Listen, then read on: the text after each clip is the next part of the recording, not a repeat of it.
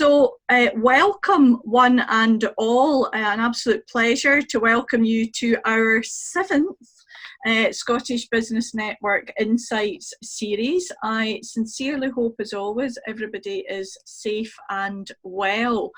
And we will, obviously the reason we started these insight sessions was to connect the community of Scots across the world, and we've been absolutely delighted with the feedback that we've had, as well as the insights from everyone. So we've been delighted with the insights that our Scots across the world have been able to share.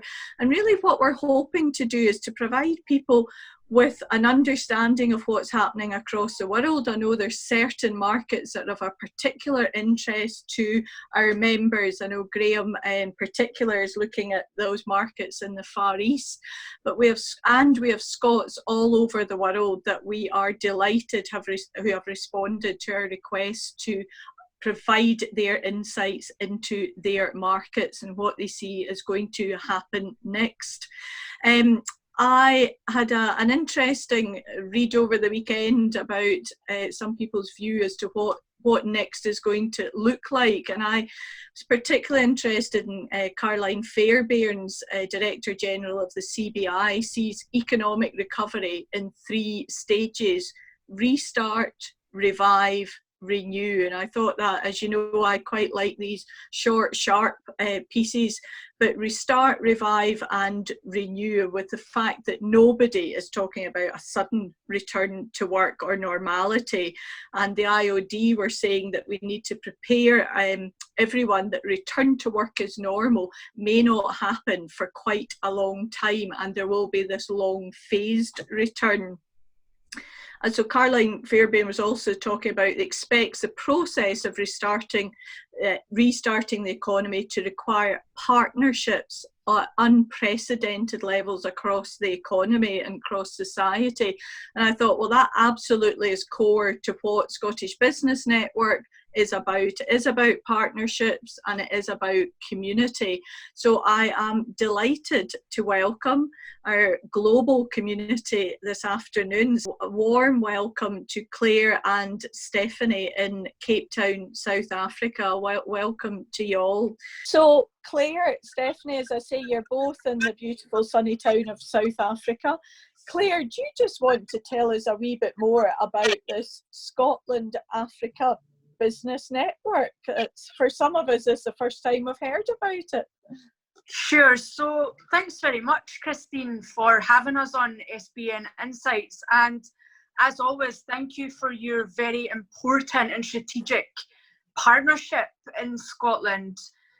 So the Africa Scotland Business Network was formed, it was born out of the need for 2 key market opportunities. The first was to formalise and bring together the Scottish business diaspora, not just in South Africa, but across Africa, because the opportunities across this continent are absolutely immense. Importantly, from the offset, we never wanted to be purely a Scottish business club down here in Africa, hence how important the name of our business is. We're an Africa Scotland Business Network, and that kind of ethos has infiltrated right through every level of our business. So in fact, most of the members now who are in our network, the Scots have been overtaken by the African-based businesses, which is fantastic. And even at board level, our directorship and board of advisors, we're a very healthy mix of Scottish and African entrepreneurs in our own right. So we saw the first opportunity to kind of formalise that market on African soil. We did quite extensive research into global networks, Scottish networks all over the world, and there just wasn't anything in South Africa. So on the 6th of November last year, we grabbed the bull by the horns and launched to the world. We used a lot of partnerships to get our name off the ground. we launched from Bowman's Law, who are one of the biggest African law firms. So thanks very much to them. And we strategically launched the business to 175 Scottish business people who were in Africa. And more importantly, we strategically launched it during Africa Oil and Gas Week, when we knew that the Scottish heavyweights and government were in town. So that got our message out really quickly. And the second major market opportunity was in an international capacity, to directly and meaningfully connect Scotland and Africa together, because there was never a business network on the ground to actually work with the Scottish public and private sector. So we've we're currently fulfilling that need right now, which is absolutely fantastic. Great, thank you, Claire. Stephanie, just want to say a few words as regards how you've got involved in this network, although we might guess when we hear the accent, you never know. Yes, of course, Christine. Well, yes, you're right about the accent. I'm from Glasgow, originally born and brought up there and educated there. I spent 15 years a lawyer in London, and then moved down to Cape Town, South Africa, just coming up for 5 years ago now. And as part of that move, I set up on my own as a legal consultancy, providing advice on African projects and African business, as well as some business back in the UK and Europe. And so Claire and others from the network approached me last year to say, would I like to partner with them to promote this new network and to make it happen, and to use my own connections both in Africa and in Scotland to bring this thing together. And I saw it as a great opportunity to, I suppose, finally link my Scottish connection to my African base and my African business network. So it's been very good so far. It's been very exciting, and despite the current challenges we're all facing, particularly down here in Africa, I still see huge opportunity both for businesses here and in Scotland. Great stuff. Thank you, Stephanie. You're very welcome. Claire, coming over to you then. I know you're based I can picture this just out towards the winelands of South Africa, of Cape Town.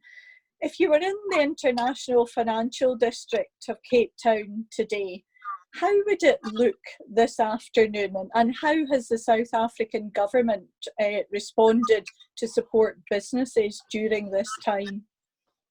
Sure. So Stephanie is in the winelands, luckily. Oh, sorry. Stephanie. You're up the Botanic Gardens. I'm on the other side of Cape Town in the north, in the kind of beachy suburbs. But yeah, I mean, our office is in central Cape Town. If you look outside our office right now, we have a beautiful view of Table Mountain. Okay, there's a few barbed wires in that view as well. This is South Africa. But it's not really the scenery, it's actually the noise that's most peculiar, because it's so silent.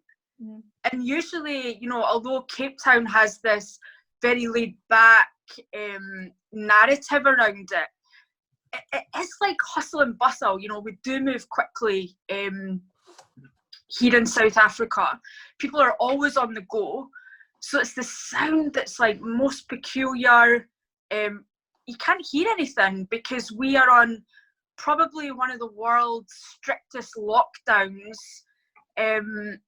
You know, it's my daughter's second birthday today, and we can't even buy her a cake. We've had to like bake one. So we're only allowed outside to purchase essential goods, and it's completely law enforced by the police and the military. So how are any businesses operating during this time, Claire? So lucky we are, because in our position as, you know, privileged business people who have laptops and data to be able to keep functioning from home. We're the lucky ones in this country. According to the Gini coefficient, South Africa is unfortunately the most unequal nation on the planet right now. So we have to bear in mind that so many people in this country do not have laptops to continue their work, or importantly data, which is hugely expensive in this country to do that. But right now, businesses, it's a struggle. There's no denying that. It's tough out there right now. The South African economy relies on a tiny proportion of businesses, taxpayers in this country. I think there's 7 million taxpayers out of a population of 55 million. So the economy is taking a knock. So there is a lot of pressure to make the lockdown a little bit more lenient for business. Right. Can I just add a couple of things there? So as it currently stands, there are very few businesses operating. Yes, for those of us who are in professional services and other areas where you can be online, yes, it's business as usual. But for a large number of people who are particularly in the informal sector, informal employment sector here, you simply can't go to work because the businesses are not open. They're not allowed to be open, full stop. So unless you're in a small number of services or business areas that are exempt, they're seen as essential services, then you are sitting at home. And for a big proportion of South Africans who are on the poverty line, that means either that they're only pulling a very, very small government basic grant, or they literally are living off savings, or they have nothing. And so it is true, as Claire says, that there's a huge amount of pressure on our President Ramaphosa to come up with the right plan to release some of these restrictions, to come up with a phased approach to the reopening of businesses and sectors. Already, I think as of this week, the mining sector is opening in phases, and they're expecting manufacturing and others to follow suit in the next couple of weeks. And we're all sort of sitting waiting to see whether the lockdown will be extended. I just wanted to say, because you asked the question, what is the government doing here to help with the economy and with businesses who are struggling? The answer is, so far, we don't know. So because we are some weeks behind you guys in Europe when it comes to the direction of travel of this virus, we haven't had the levels of infection, we haven't had the levels of death anywhere near that you've been experiencing in Europe. So there is a kind of strange phase that we're in, where we've reaped the benefits of a very, very early and very strict lockdown. But people know as soon as that lockdown gets lifted, then obviously the infection rates will go up, because that has been the trend worldwide.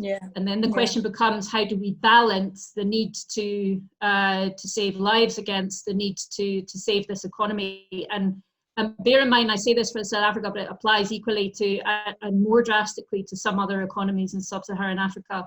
We were already in recession before the lockdown started, and just prior to the lockdown starting, we got our final downgrading from Moody's. So we got our junk status just before this hit. We were already in the start of an economic crisis. So what we have to face now is a bad news story on top of what already was a bad news story.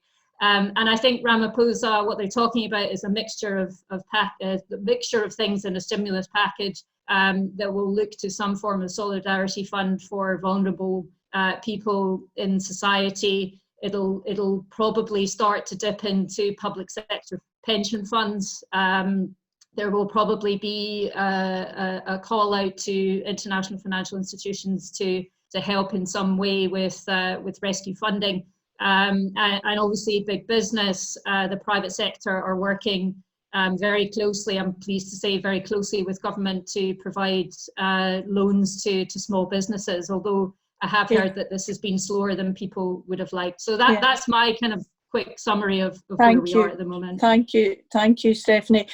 Claire, from your perspective then, and we're hearing this as an economy and recession, it's a challenging economy to do business. I'm talking here of the South Africa. I know it's a large continent there with many different markets, and one of our members, I know Ian Dowson, who's on the call, has a lot of experience and links in the other African markets. But from your perspective then, Claire, you talked about an opportunity for Scottish businesses and relationships with South Africa. Where would you see those opportunities, and in cognizance of what Stephanie has been saying around the challenges and economically in South Africa? Where are the opportunities, Claire? Sure. So it's funny because I'm just off the phone to Scottish Development International, who are our other partner in Scotland. So I've got like the latest information on that like right now. So the first thing to note across the continent, relationships are absolutely essential.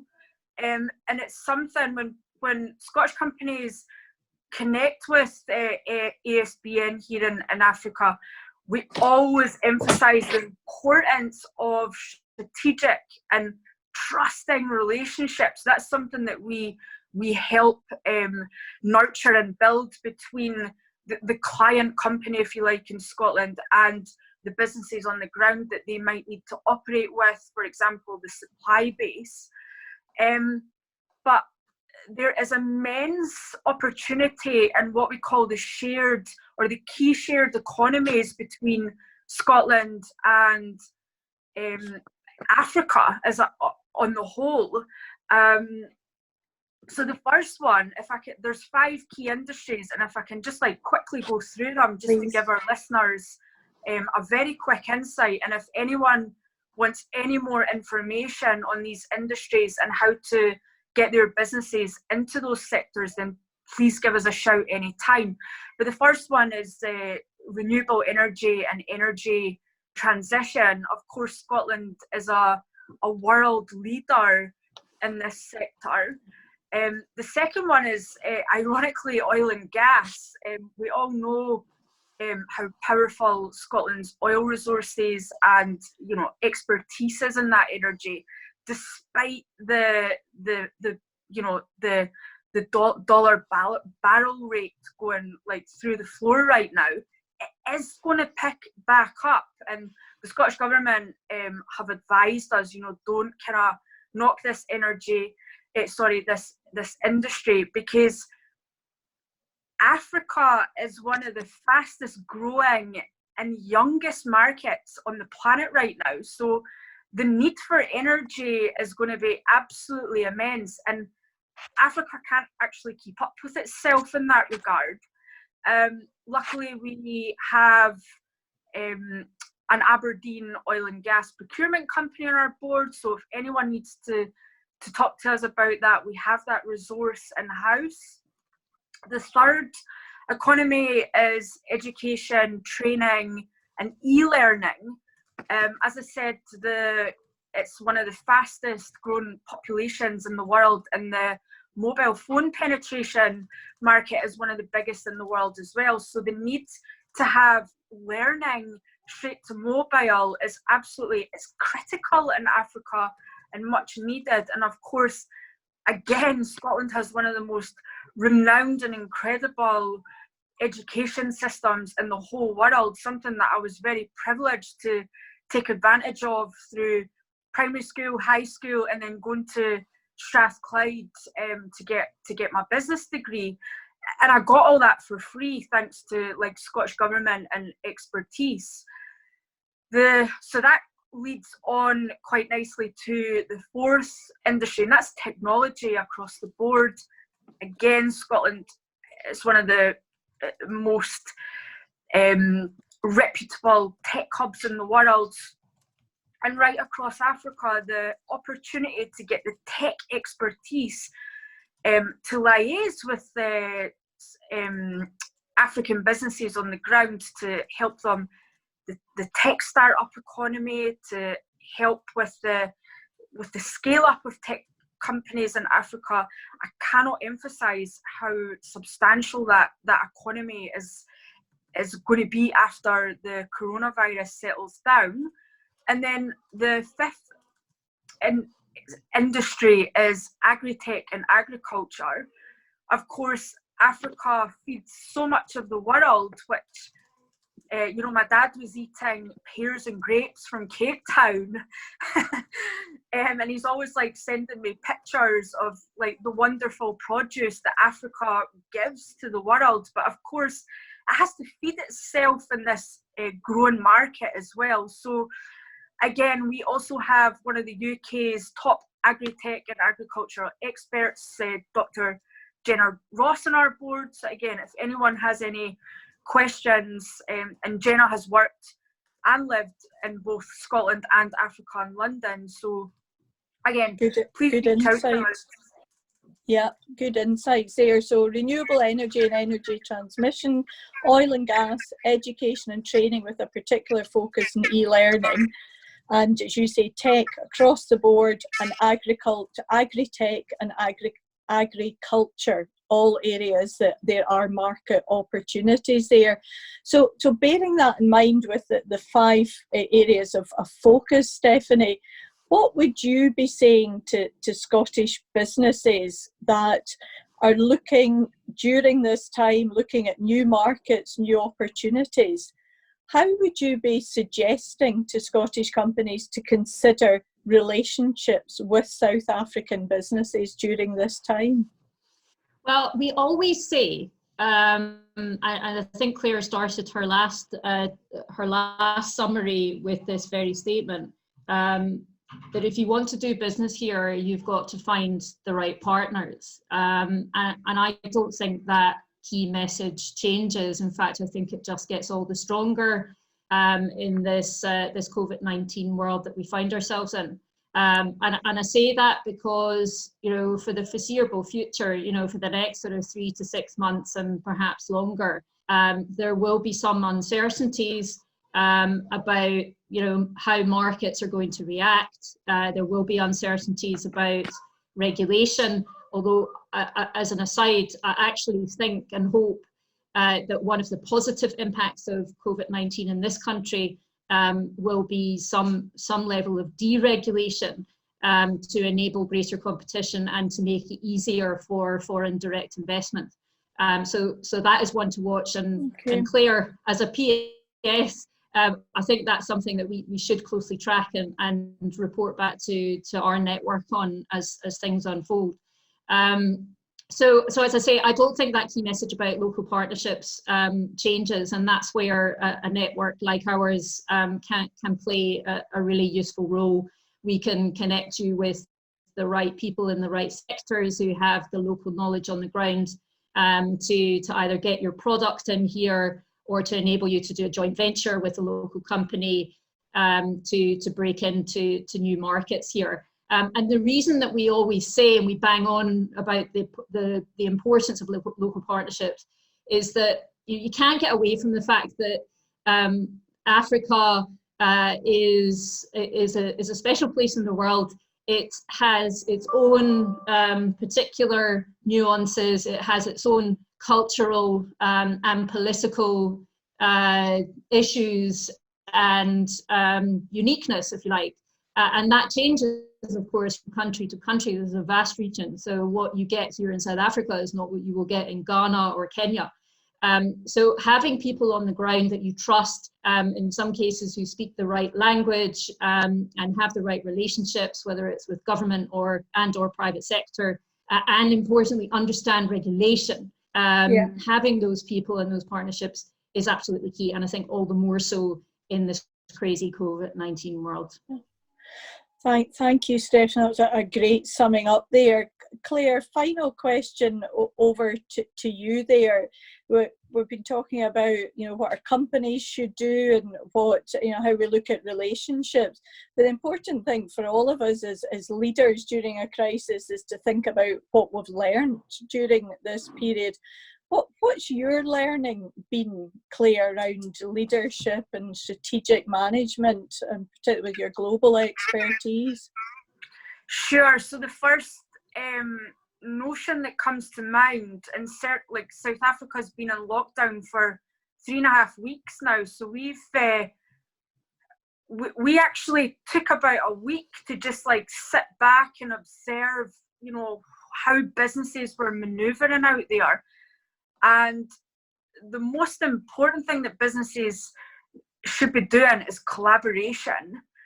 This isn't a time to, this isn't business, me, myself, and I anymore. This is about teamwork and collaboration and connectivity to get through this together. I put up an African proverb on our social media yesterday. If you want to go fast, go alone. If you want to go far, go together. And I think, as like yourself, Christine, running and co-directing business networks, we're in a fabulous position to actually take the lead, to start proactively joining the dots, not just between each other and our own networks, but we're informing our members to please look outside South Africa.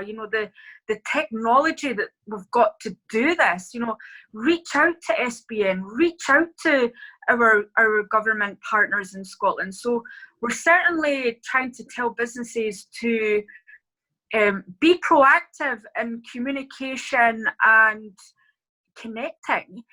We recently held small online roundtables for our members, and it was so interesting, the feedback that we got, where people, for example, in the businesses in the oil and gas sector had learned something from an immigration agency that came out in the conversation. So I think this is a really important time for deep listening, deep learning, and moving forward together as units instead of as single operational businesses.